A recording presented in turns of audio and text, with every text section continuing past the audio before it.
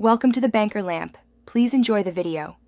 You start by getting the palm fruit cooked and the pulp out. This is the foundation of taste. Once boiled 20-30 minutes, remove the kernels and either pound in a mortar or blend with 1-2 cups hot water. Make sure to press and squeeze through a fine sieve or cheesecloth to extract the red oily pulp and juice. This gives you the rich base and natural emulsified oil you'll use for cooking. Do this now so flavors build from the beginning. Once you have palm pulp, brown your chosen protein to develop flavor. Searing creates fond that lifts the soup. Make sure to fry onion, Scotch bonnet, and pepper briefly, then add the palm pulp and 2-3 cups of stock or water. Stir well so the oil and pulp emulsify. This is why you get that silky mouthfeel.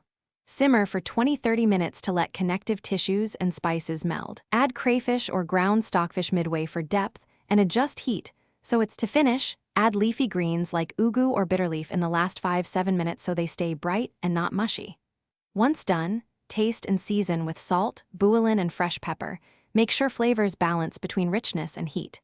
Serve hot with fufu or rice. If the soup is too oily, skim excess oil or add a cup of hot water and simmer to re-emulsify. If it's too thin, simmer uncovered to reduce or mash a few boiled two. Thanks for watching. If this was helpful, leave a like and consider subscribing. See you next time.